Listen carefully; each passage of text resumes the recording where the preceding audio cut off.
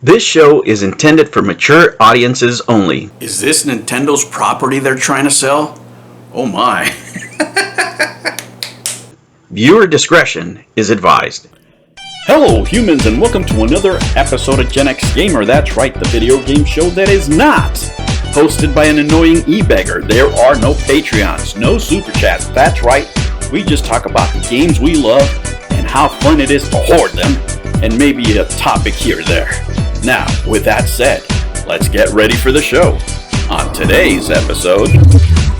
Hello humans, and welcome to another episode of Gen X Gamer, the latest. There's a developer's kit out there from the Super NES, right? And usually these kits are property of Nintendo. They lend them out, and you're supposed to give them back. At least that's what usually happens, right? Not always, right? But that's usually what happens. And according to even Tommy Tallarico himself on video, he said, you know, he let it be known that he had kept the machine. Now, how likely is it that this is his machine? Well, very few machines would fit this item. It's probably him and whoever was working with him. So it doesn't necessarily have to be his machine, but you know, the likelihood is pretty high. You know, there's probably just only a couple of machines that fit this particular description. But guys, this is what really makes this interesting. Do I have to make videos about the Amico? Yes, because just like you guys, I need that hit. But no, because the story's more, it's gone beyond the console. I mean, this stopped being about the console a year and a half ago, right? Stopped being about the console once they started raising money and started asking for investors. But guys, let me say this, I haven't been making videos because I've been working a lot, putting in the work, and I like making videos, I like talking to you, but I like making money more. Especially now that I'm a married man, I have to be more serious. So that's why I slowed down here a bit, but I wanted to catch up with you guys and talk about what's been going on. A couple of things real quick. I found a video that was in German, right? In German, talking about the Amico saga.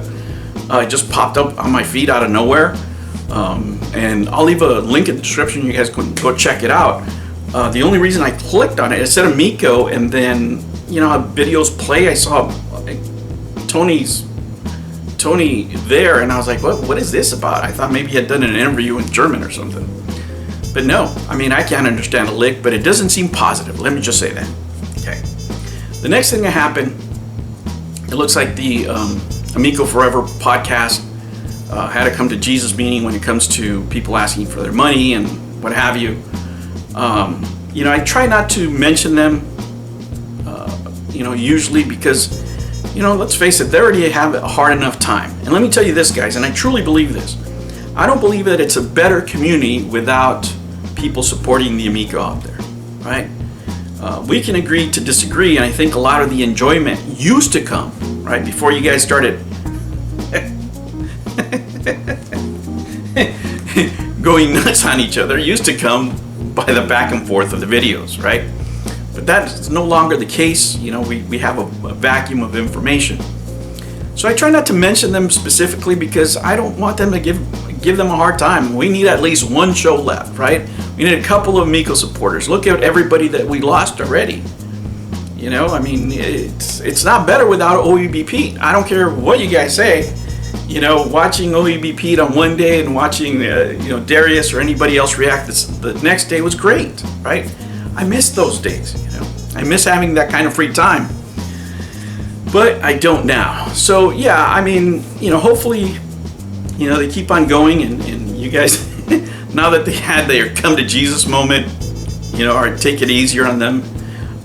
You know, I probably have more in common. As part of the Old Man Cringe community, I probably have more in common with them than I do with things that we don't agree on, right? Specifically when it comes to games, we just disagree on how the funding of the Amico went, right? My only criticism to them is that once you're an investor, you can't say you're a fan anymore.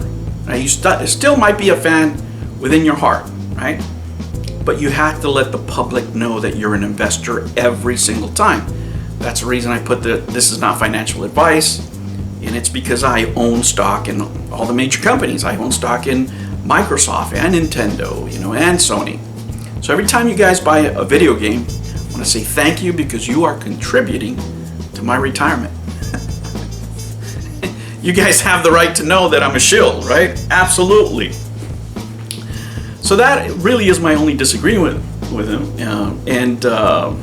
except for Mike Mullis. I don't like Mike Mullis. You know, he just has bad taste in music.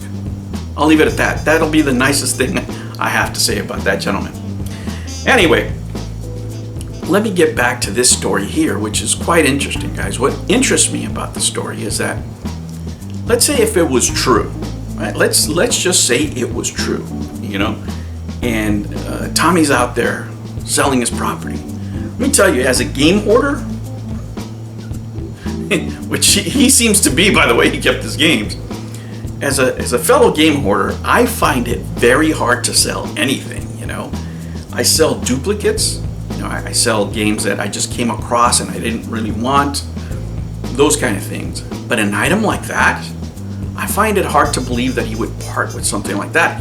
I'm not saying it's impossible. I mean, it's only something you would do if you have to do, but I've seen several instances where, you know, like the contracts that he signs, those are things you do when you have no choice. But if you were going to sell this, right, and this is what makes the story interesting, right?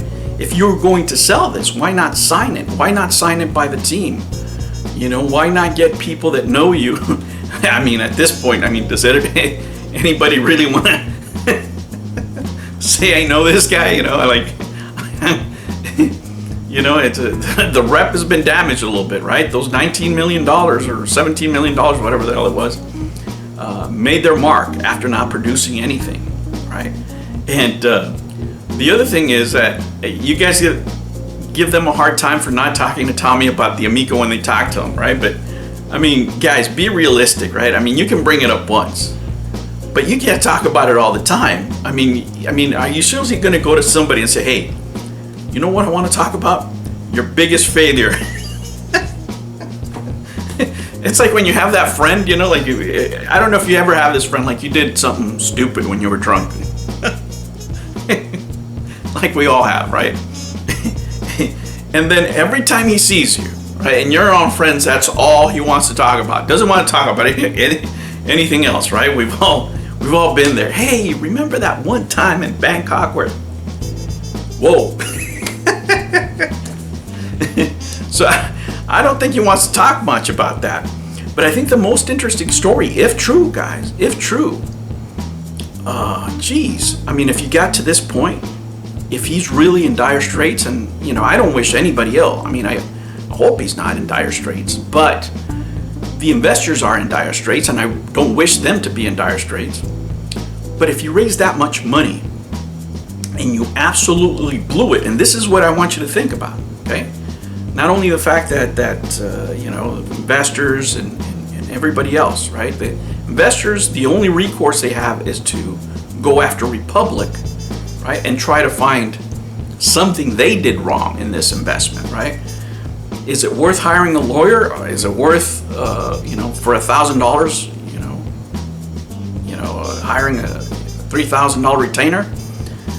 Very doubtful. You know, maybe if you're a major investor, right? If you invested 50, 20,000, maybe then, right? But if he is in dire straits, it wouldn't be because of that. It would most likely be, and I'm not saying this is true, right? This is speculation, right? Speculation based on, you know, what's being spoken about. Guys, but this is not speculation for the mere speculation. I mean, who else has these items? Who else has this comic book? Who else has this combination? I mean, it's just logical, and it's actually very sad. I'll put a link to Ninja Kitty below. Guys, it's really sad. This is starting to sound like one of those stories of people who win the lottery and lose it all. To end up like this, right? And the evidence is mounting that this is the case. To end up selling your things, and this is not of Orange County, this is out of somewhere else. So these items might have been sold already once, and they're up for resale. So we really don't know how these items are being put up there. But if this is the case, the destruction of $17 million worth of capital is going to be something to see, something sad to see. Saddest of all for the investors, of course, you know. And one thing is wanting not a product to succeed because you don't like it, but you don't like to see lives ruined of anybody, whether it's the investors or anybody in the company. But your reputation is everything. You know, if this turns out to be true and this gentleman had to sell everything he owns because he made really, really bad investment choices, you know, losing your reputation like this within the industry that you work in is really the ultimate price. Now, this is not the way I want it to end, and I don't think many of the old man cringe community that were, you know, skeptical about the product wanted it to end. I think what I saw in the future is me having my wood grain and, you know, playing some games you guys wouldn't appreciate, and you guys clowning on me for for playing Cloudy Mountain. That's the, you know, end I wanted to see that, and maybe it didn't succeed. You know, maybe it didn't sell as many as the Xbox or what have you, but I wanted the product to be out, and I think everybody in the community wanted the product to be out, whether it's because they wanted the console or just because you wanted to slam on the old man cringe community. But I really didn't want it to end like this. To me, this is pretty much the saddest of all outcomes. I'm not going to kick anybody when they're down. I don't know what the situation is, but you know, hopefully we're going to have our consoles, and this is something he's choosing to do and not something that he has to do. In this company, everybody gotten taken care of, right? But somebody eventually has to pay the price. And it might be that the one paying the ultimate price is going to be Tallarico. Who knows? There's so much out there that we don't know, but I'm sure you guys eventually will find out. I'll catch you on the next one. Take care.